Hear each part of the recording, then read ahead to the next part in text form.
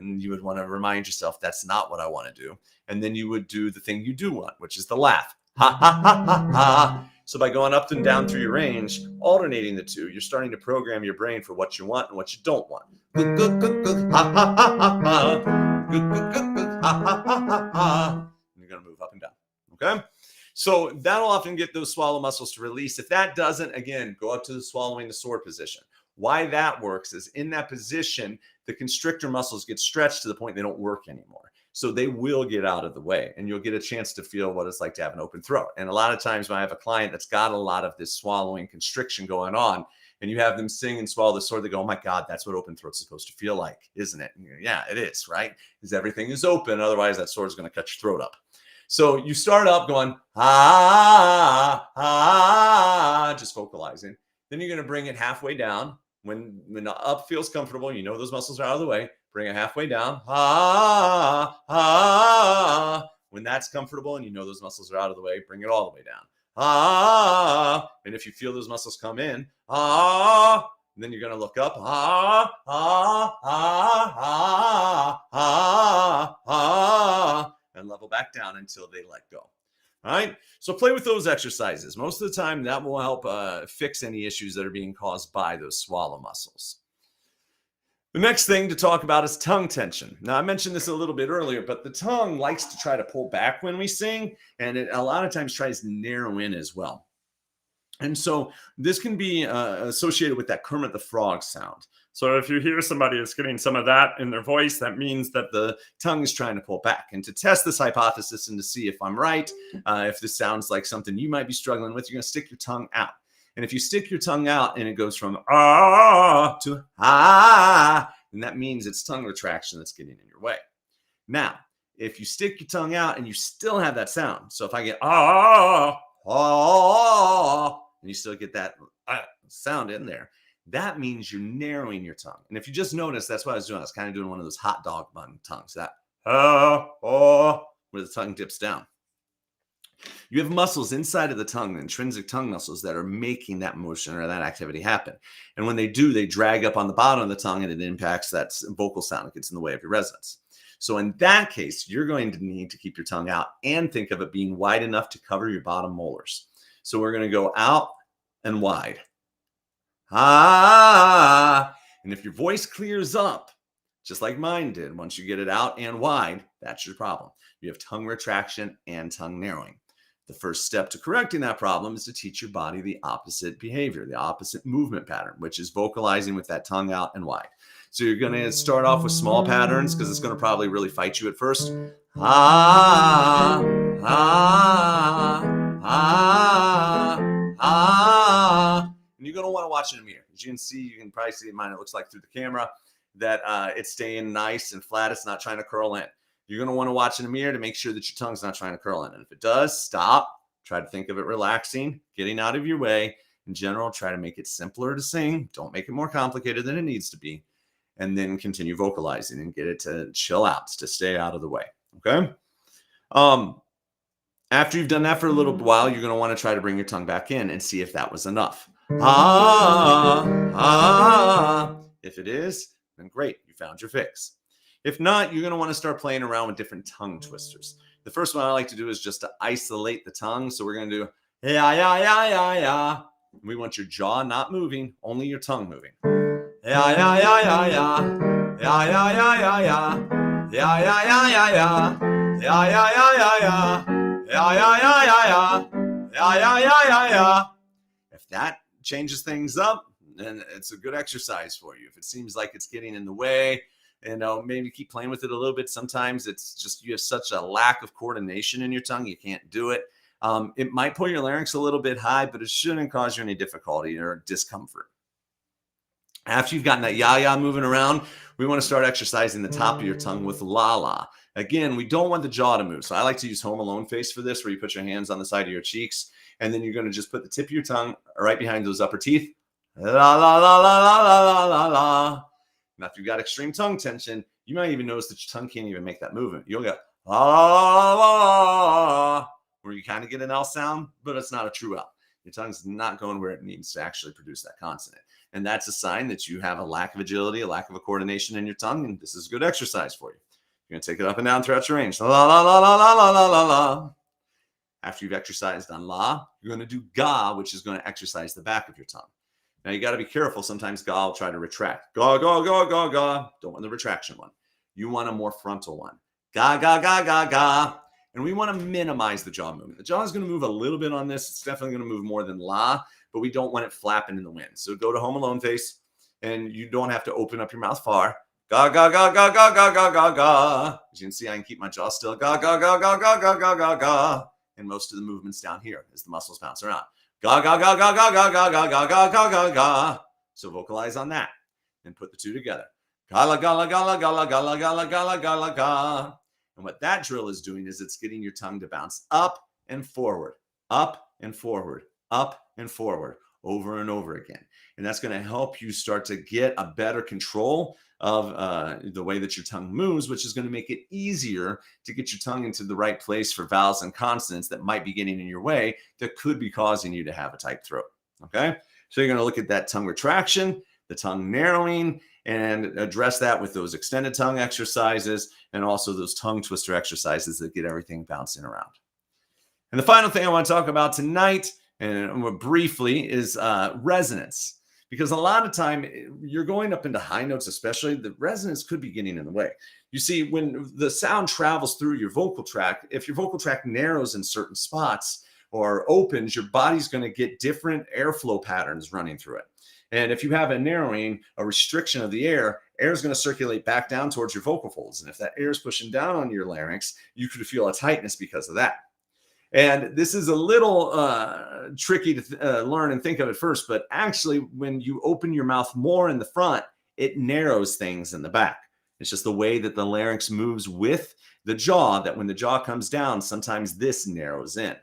So we are going to actually try doing closing of the vowels to get things to open up in the back. And if you've been closing things too much, you might have constriction. So then we would try opening. And the easiest way to think of these two positions is megaphone and reverse megaphone. So a megaphone position is where you have narrowing in the back and you're opening up your mouth. So ha. And a reverse megaphone is where you keep the lips a little bit more closed and everything opens up in the back. And so that's going to be that reverse megaphone. So I like to do these with thinking about finger width openings. That for a reverse megaphone, you're going to bite your pinky finger and then you're going to vocalize and make sure that any adjustments you make happen behind the hump of the tongue.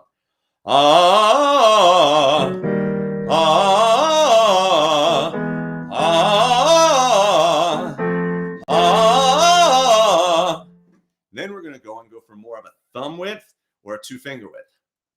So an opening, and we don't want to go much past 3/4 of an inch. So if you got huge fingers, you may not do two, but think about the width of a wine cork. Okay.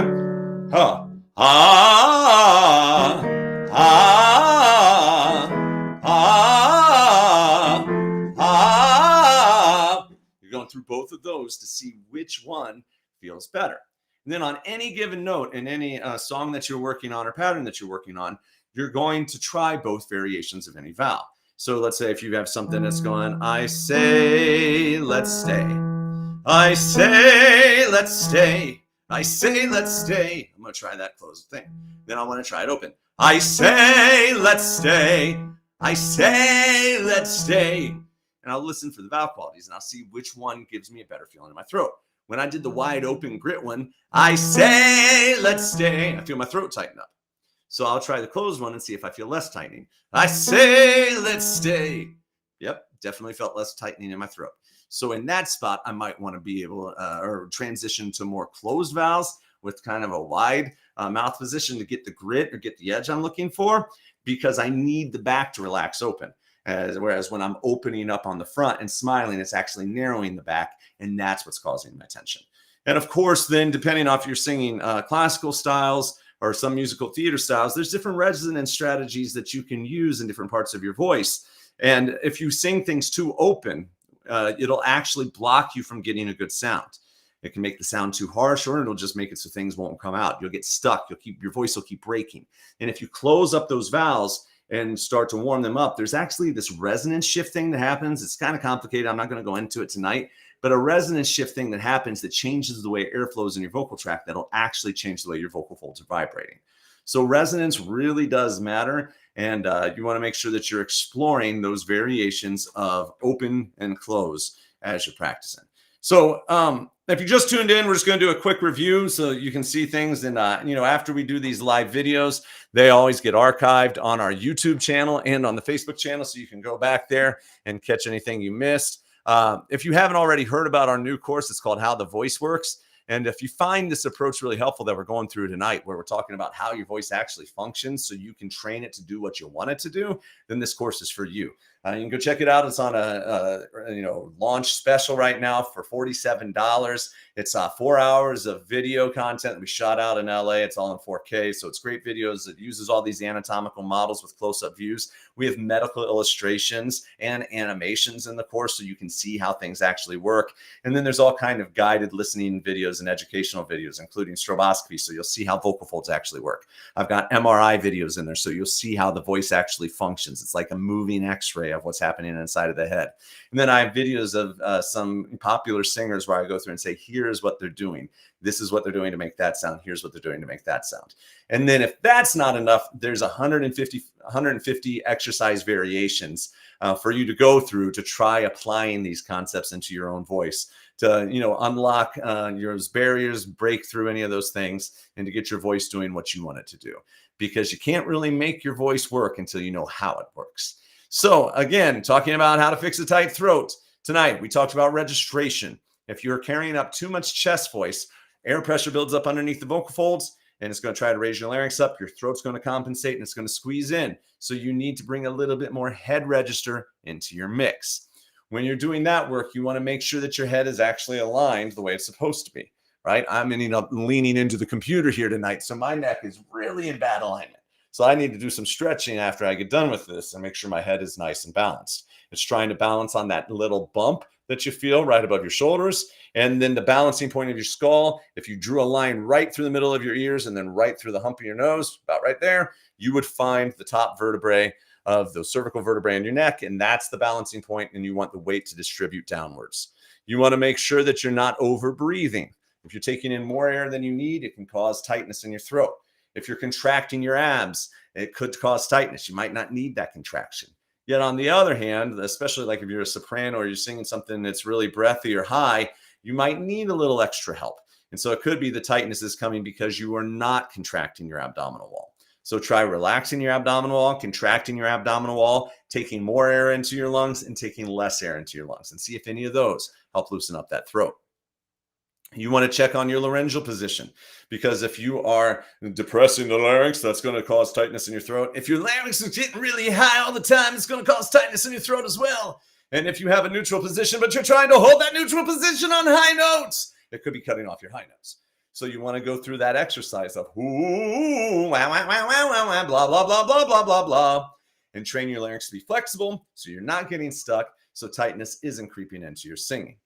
One of the other things that could be tightening in are those swallow muscles. Those are those constrictors, the gug, gug, gug versus ha, ha, ha. So you want to do that alternate practice and see if you can get your body going more towards a ha, ha place and less towards a gug, gug place.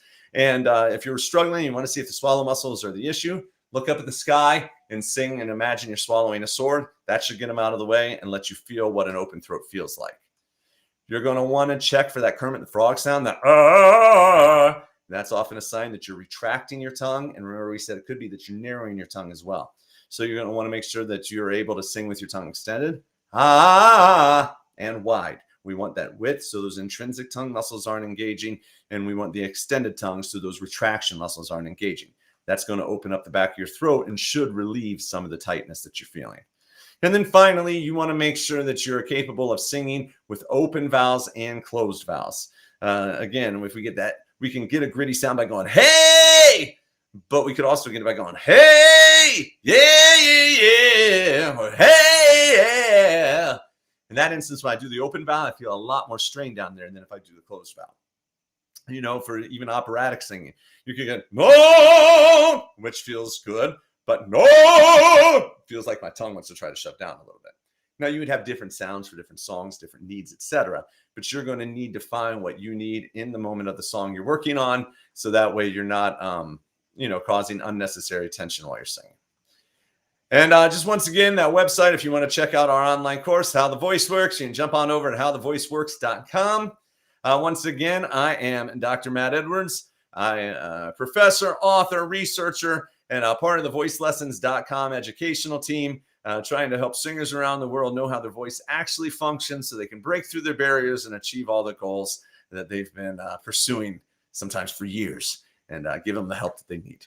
So if you have any questions, you can feel free to shoot us a message. We have a lot of shows where we go through viewer questions, so just shoot us a message over on our Facebook page. If you are looking for a voice teacher, we have a whole voice teacher matching program. Just reach out to us through our website, voicelessons.com, and we can help you find a teacher who's right for you, the genre you sing, and can help take your singing to the next level. So tune in every Thursday night for our live sessions. We go live at 7 p.m. Eastern Standard Time. And I look forward to seeing you next week. And I'm trying over here to manage my videos as well. But anyways, thanks for tuning in. And I will see you next week, 7 p.m.